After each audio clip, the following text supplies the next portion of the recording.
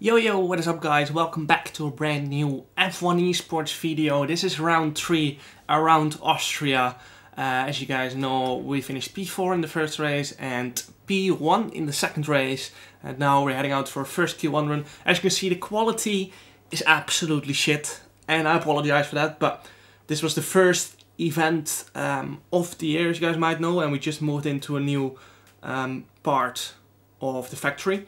So that made everything very chaotic, and we just want to focus on the performance, as I said in the past videos as well. So that's also why there's no sound. So if you do not want to watch because the quality is shit, I completely understand. But I still wanted to make this video for the people who do want to watch it, even though the quality is shit. But I'm quite sure I looked up the other recordings in the future events, and they were all a lot better. So I'm glad they were better, as otherwise I might have not uploaded this one. But I wanted to upload the complete series.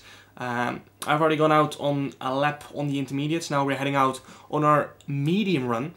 And the mediums are pretty good around here. They're pretty fast. So I had it in the back of my mind, if I absolutely nail this medium run, we might be able to get into Q2 on that set of mediums. But of course that might be a bit of a stretch and will definitely not be easy. So I'm gonna absolutely send it on this set of mediums because we have nothing to lose anyway, you know.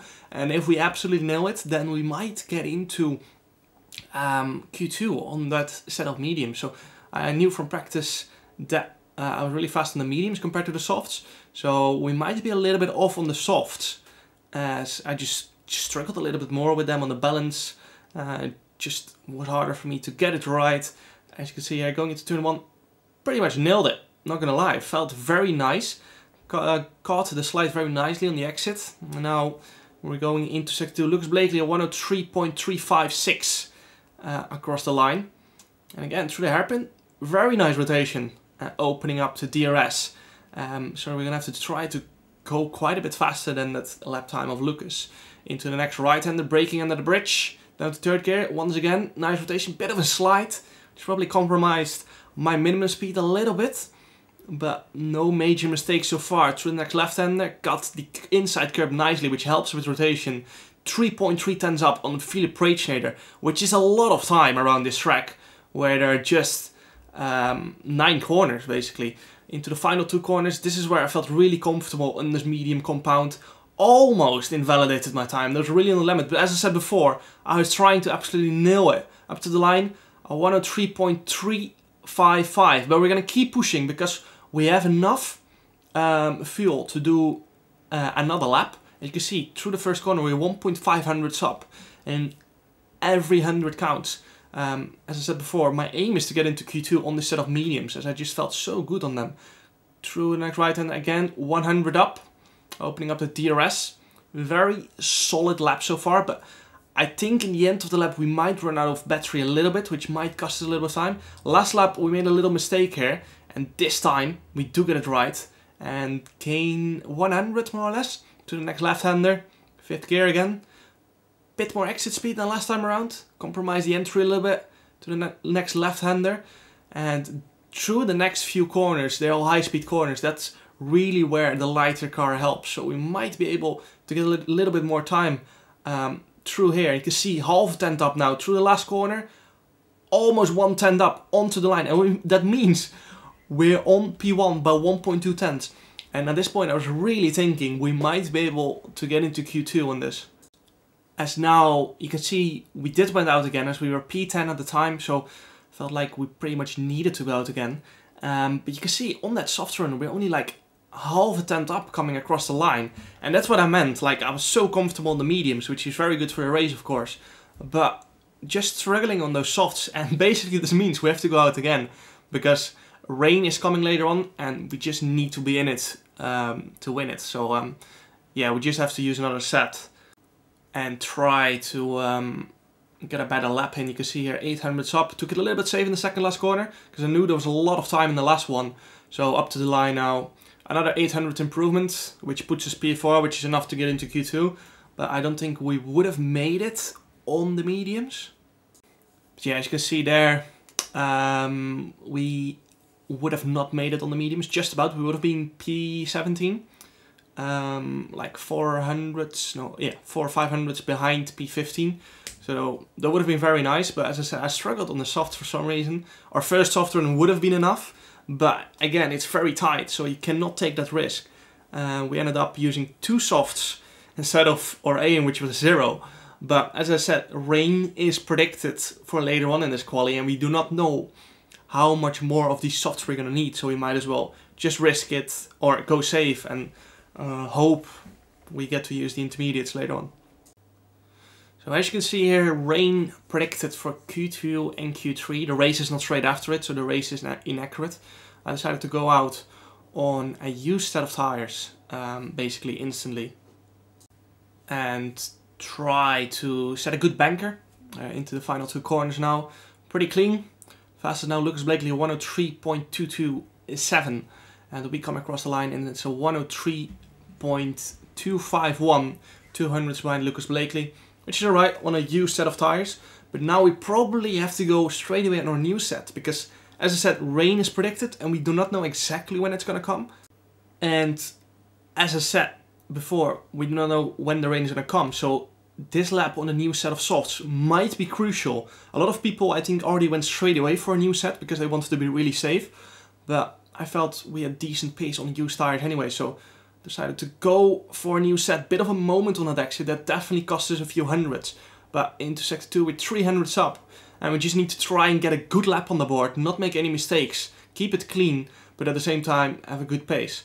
Now through the hairpin, again, bit too wide, and that again cost us a few hundreds. Simon Weigang on a new set of tires goes P1 with a 103.173. That shows that between P8 and P1 there's only 700s, and that shows how crucial these laps are, because if it does start raining then we might get absolutely screwed over. Because even the slightest bit of rain might cost you only a few hundreds, but as you see, P1 to P8, 700s, those hundreds will matter. It's such a short track that you can just not afford to make any mistakes. Through the final corner now, 1.5 tenths up to the line, and it is P1 with a 103.096. I kept on pushing to the first corner. You can see half a tenth up straight away, and I'm just gonna keep pushing, because if it does start raining, we just need to be out there all the time. We just need to be doing laps and laps and laps, just to make sure that we get as good a time on board as possible. Almost 1 tenth up going to the hairpin. Exit was a bit worse, and now up to the downhill right, and easy to lock up or make a mistake through this one. Down to third gear, a bit of understeer. Yeah, you can see that I think it's starting to rain slightly. So as I said, you see there half a ten down, and then there's no point in going anymore because it's all so close bunched up. So I backed out, decided to save the set of tires for Q3 in case it does dry up again. But we have no idea what's going to happen, of course.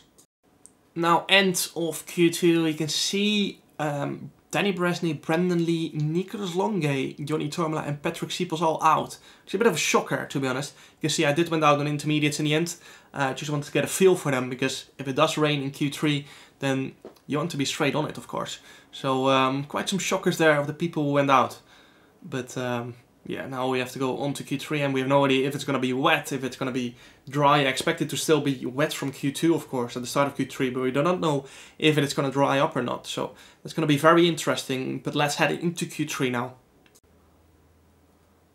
So as you can see there, it is going to dry up, but as we're running the weather settings on approximate, that makes life very interesting.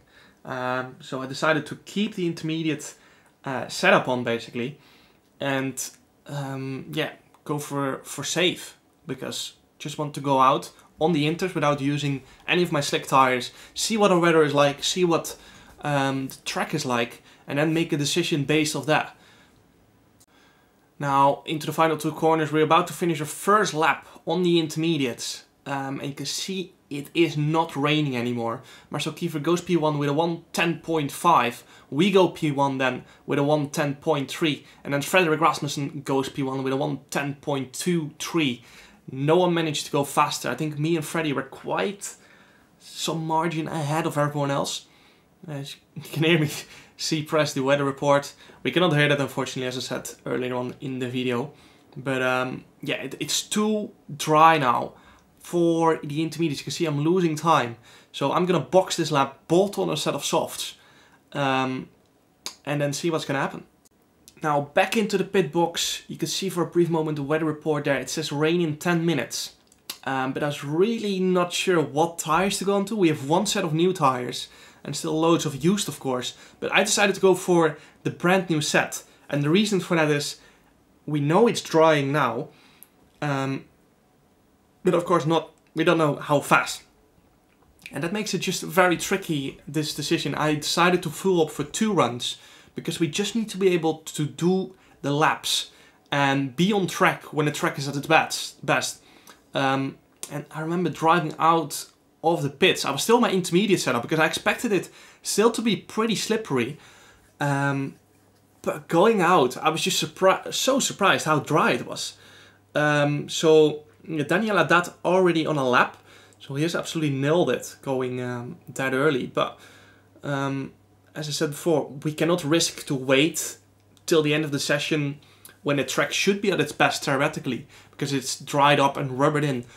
But because it might rain again. We're not sure exactly what's going to happen. The weather settings are approximate, not perfect. As you can see here, I'm getting out of the way of Overclockers. Daniela, that's behind me on a lap as well. So I'm just gonna save my fuel a little bit, because as I said before, I want to be able to do 2 push laps in a row, which is exactly what I'm gonna try. Now everyone backing up in the final 2 corners, like always, of course. Now I'm gonna turn on the standard fuel mix and the hot lap mode, make sure I don't block Daniela that's behind me, as he might be doing 2 laps in a row as well. Overclockers on 105.1, 5 seconds faster than the intermediate time, so this is going to be very interesting. Daniela that now a 104.6, half a second faster than the previous one. You can see through turn 1, car didn't hook up very nicely. As I said, we still are on the intermediate setup, because I did not expect it to be this dry. Going into the next hairpin, 15.916, which is not optimum, bit slow still. And now on to the next straight. Of course, we probably a bit higher on wings than on the dry setup, so that might give us that slower sector 1 as well, of course. And now into the middle sector, double left-hander coming up. Again, car doesn't hook up very nicely, bit of understeer. Setup is just not where I want it to be. Barry Burmont 103.6, but our middle split is very good at this point. Into the final 2 corners now. Barry Burmont only did a 103.6, and we might be absolutely perfect when it comes down to being out at the right moments on the track. Overclockers 103.368. We come across the line 103.216, and we're gonna keep pushing here, because you never know when the rain is gonna hit again. To the first corner, slightly up on our previous one, almost 200s up, and we're gonna need every little 100. Now into the final in the next hairpin, sorry, 2.300s up, and you can see the understeer I'm getting. Car just not gripping up exactly how I want, but we might have nailed the time. You can see it's starting to rain again, and that makes it very interesting, because as I said before, all these hundreds count for so much, and I'm just losing again and again and again, just because it's starting to rain again. And that might mean that we have pole position for the next race. Freddie Rasmussen is still on the lap. You can see backhand stepping out, and the grip is just gone. Barry Burman goes P2. Or Mercedes teammate Danny Moreno is still on a lap here, going through the final corner. I've backed off, because I felt it was just too wet. Our teammate Danny Moreno coming across the line, goes P2 as well. And this might have saved it. The rain might have saved us here, as obviously the setup was just terrible, because basically it was dry when we were setting a lap, but we just nailed the lap, got our lap together when needed, and no one else is going to improve by a huge margin anymore, because it's raining too much. I think Freddie Rasmussen is the only one that is going to improve here, but not enough, because it's just too wet at this point in time. And this was probably the most exciting quali of the year in my opinion, because it was just being out there at the right moment. We messed up the setup, but you can see there, I think in the end I went out again, just to make sure, you know, yeah, it wasn't gonna dry up, but it did not in the end. So you can see there the final standings. Freddie Rasmussen P3, so he did manage to improve. But But yeah, now it's just too wet. Barry Berman P4, Overclockers on P5, Lucas Blakely P6, Simon P7, and then Marcel Kiefer, David Denitsa, and Daniela Dot. We're just all out at the wrong moment. And you can see how much the time difference is just by being out at the wrong moment. We absolutely nailed it. So that means we're starting P1, P2 for the Austrian Grand Prix.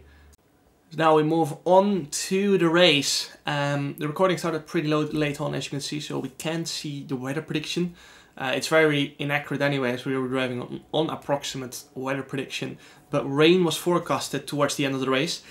That is why everyone is on the mediums, because the softs just melt after a few laps, and you want to be able to get as fast as possible and as long as possible to the end of the race. So that's why I went for the mediums, as we just need to try and make it till the rain hits, which we don't know when it's going to happen. So we're in a bit of an awkward position as well, of course, with being P1, P2, as we don't want to pit on the same lap. But often when the rain hits, there's one ideal lap to pit. So heading into the race now, this is going to be a very, very tough race. 5 red lights, and away we go for the Austrian Grand Prix F1 Esports round 3 race. Very good start initially. You can see me, I'm straight away trying to pull to the right to give my teammate Danny Moreno a little bit of a slipstream. We get a good exit off to turn 1.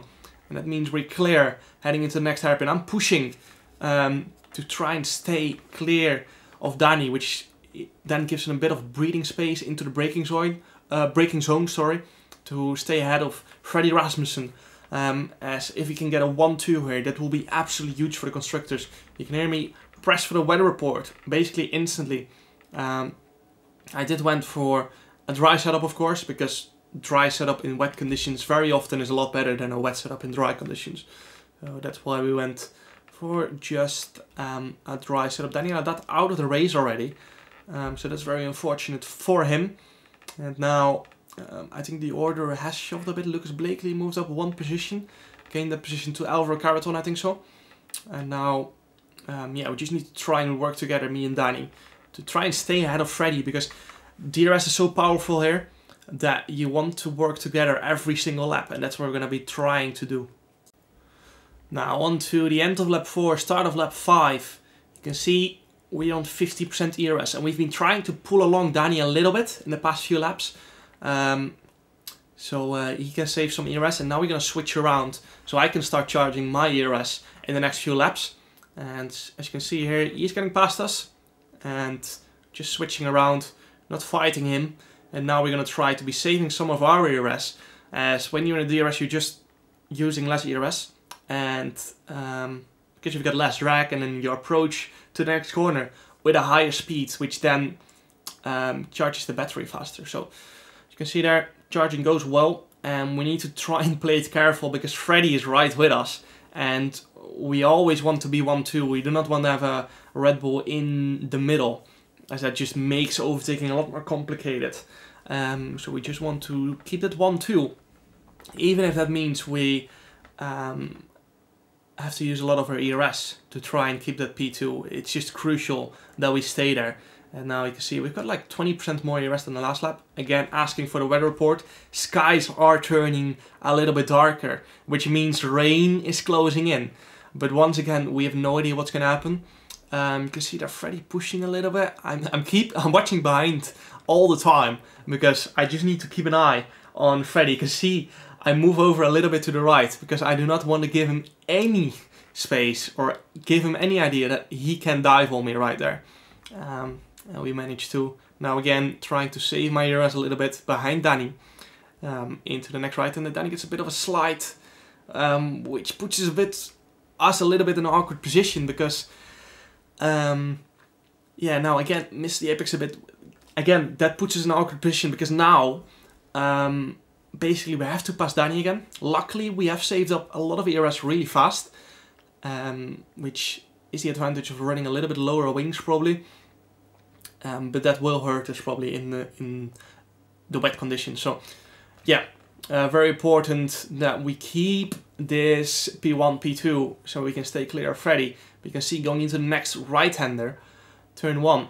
We're very close with Danny, so we're probably gonna have to overtake Danny again. You can see I turn on the overtake and Danny moves out of the way, because if I do not go for it now, then Freddy will on us. So that's why we had to overtake Danny here to keep that 1-2 secure. Otherwise we might be in danger of losing that 1-2 on track. Now as we move on half a lap later, you can see I was pushing it with my ERS half a second faster, a 1:04.980. Because we get DRS, I felt like might as well go for the fastest lap, because if the rain hits now, that means 1 extra point for us. And that's what we want. We need every single point in this championship, because usually it is very tight in the last race. So crucial to get that fastest lap point. And now we need to try not use too much ERS anymore, which I then proceed to turn on the overtake. But yeah, I just have to, because as I said before, we want to try to keep that 1-2. As when the rain hits, it's going to be a lot harder to overtake, and yeah, then it's just going to put us in an awkward position as we're aiming for that 1-2, of course. So going to have to keep pushing to keep Freddy away, and Danny will be doing the same, of course. So now on to the start of lap 10. Into turn 1, you can see Danny is very close, and I'm using my overtake because Freddy was pretty close as well. You can see it started to rain now, and basically what Danny is doing here, he's going to the inside, defending from Freddy, but staying behind me. I think we both agreed at the time that my race pace on the mediums was a bit faster. You remember in quali I was really fast on the mediums, so it was easier for me to pull along Danny than the other way around, as I was just very fast on the set of mediums. I think Danny was a little bit faster in the race on the softs. You can see big slide there going into the next right-hander.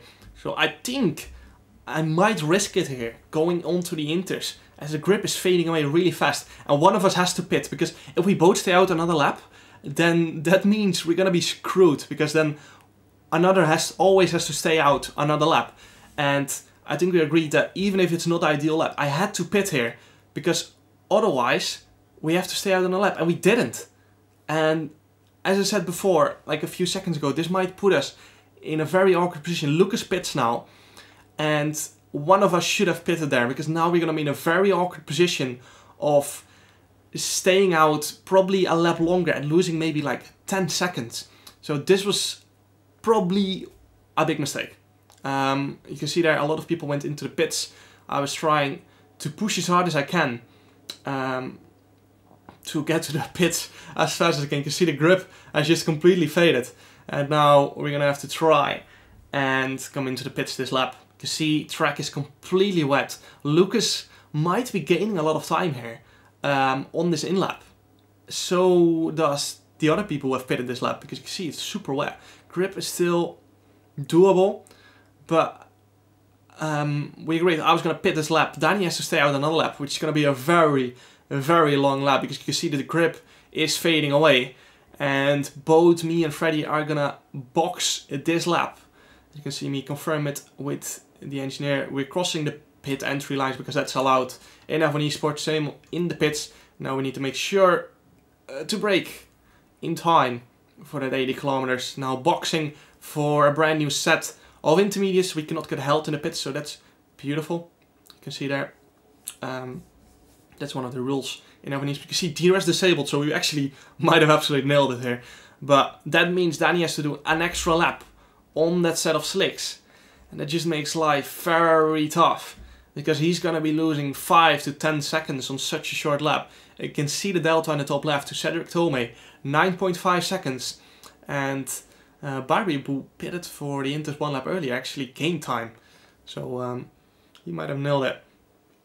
But yeah, we just, not gonna lie, we just messed up the strategy here. That's on us. You can see there we've already gained a second to Cedric, and that was just in one corner.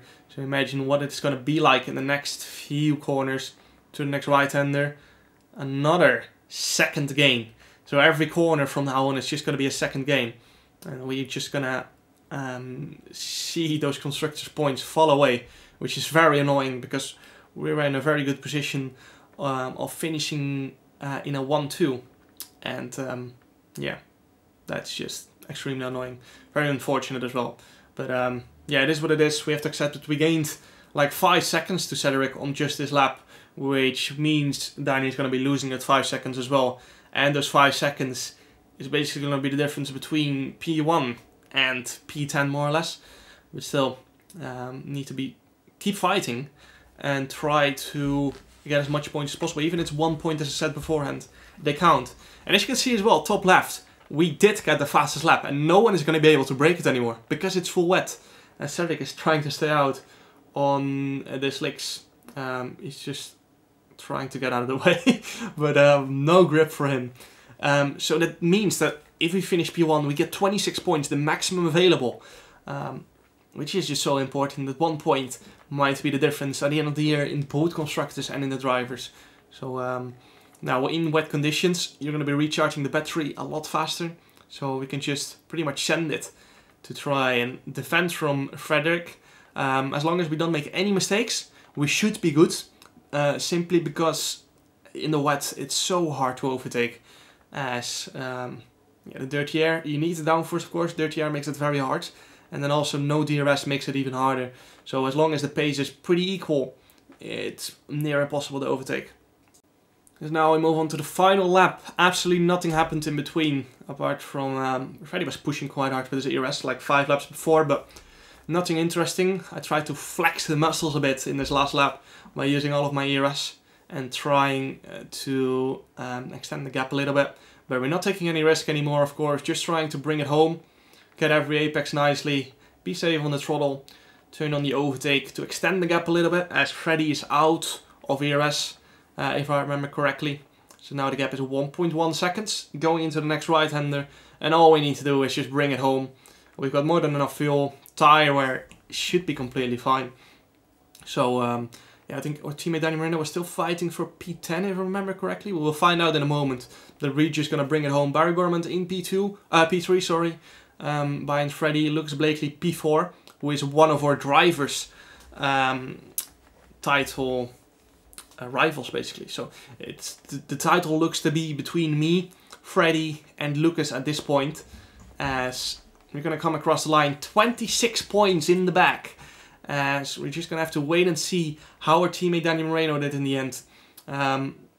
As Lucas basically got P4, Daniel that was out of course, so we gain a lot of points to Aston Martin. Danny gets P10, crucial 1 point, and we're extending the constructors massively. And I think we were the only team together with Ferrari in the points. So even though it looks a bit like a disappointment, not gonna lie, as we were expecting that 1-2 of course. But we just messed up the strategy, not gonna lie, by not pitting me or Dani a lap earlier. So that made it very unfortunate. And since Johnny is on full wet conditions. But yeah, very happy with the results, getting 26 points and 27 in constructors. I can't remember what the next race is going to be, but that will be round 4 of course, and event 2. Hope you guys enjoyed, even though the quality was not great and there was no sound. Hope you guys still enjoyed the video. Make sure to like and subscribe if you guys want to see more F1 esports videos, and see you guys next time. Ciao.